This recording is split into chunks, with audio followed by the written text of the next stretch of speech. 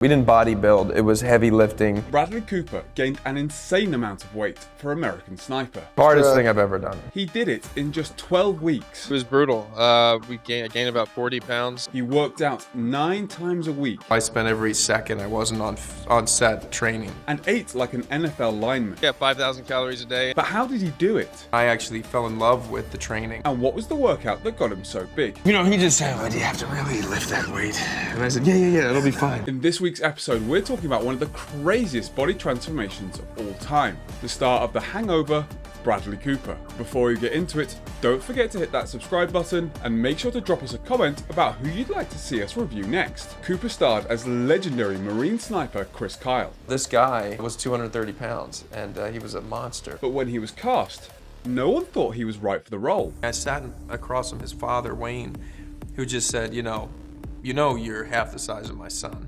I don't know how you're gonna do it. However, Cooper was determined. I need to figure out how he walks, and the only way to do that is to get as big as he was. And put the work in.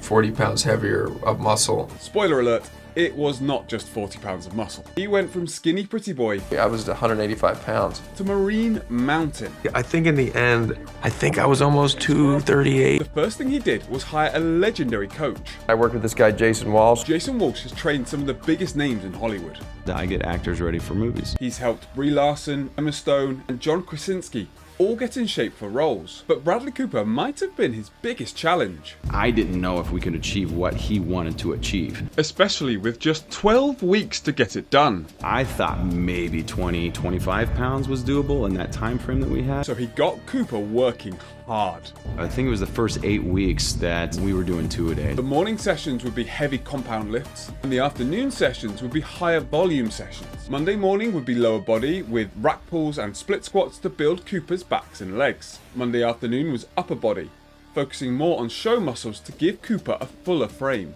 Tuesday morning was a push-pull day with bench and rows for a built-out torso. Tuesday afternoon was shoulders and biceps with presses and curls for a wide frame and arms. Wednesday was a pure pull day with pull-downs and rows to get a broad back. Thursday morning was back to lower with RDLs and hip thrusts to build up his glutes. Thursday afternoon was shoulder focused with shrugs and raises to give that monster look.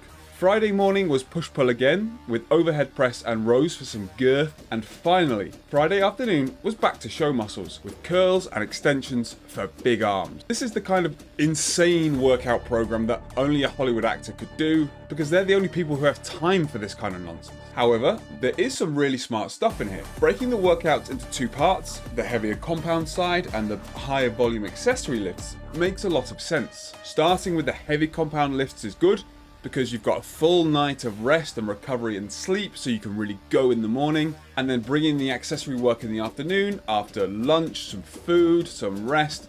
Makes sense because you can still get really good results from it. However, for most regular people, this is way overkill. Lifting weights anywhere from 2 to 5 times a week is plenty, and you'll still get really good results over time, especially if your diet is down. And for this kind of weight gain, the size isn't really built in the gym, it's cooked in the kitchen. He didn't need to get ripped, he needed to get big.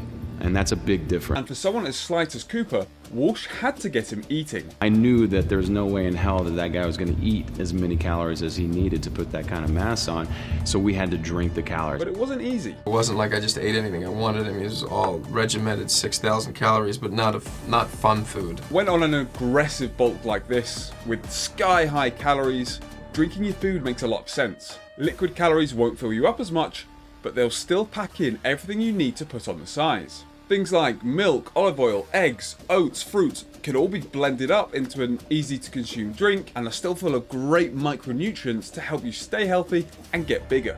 So if you're trying to gain muscle and are struggling to get enough calories in, drinking your calories is definitely something that's worth exploring. However, to say that Cooper gained 40 pounds of muscle in 12 weeks is kind of bull.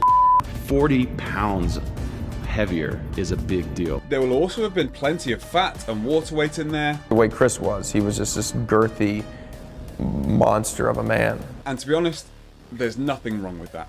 If you want to gain muscle and size, unless you're a complete beginner, you need to be in a calorie surplus. And with a calorie surplus comes body fat. and then add on to that the extra carbs that Cooper will have been eating, his body will have been storing a lot more water to help store the glycogen that comes from those carbs, which altogether just adds on more weight. Not necessarily muscle, but weight in general. But to go from 185 pounds to upwards of 225 is still an incredible achievement. I mean, that was 400 pounds that we were dead squatting in the movie. That was not like fake weights. Can you think of a more impressive body transformation? Let us know down in the comments. And if you like that video, make sure to check out this next one. And don't forget to subscribe to keep up to date with all the latest celebrity fitness news.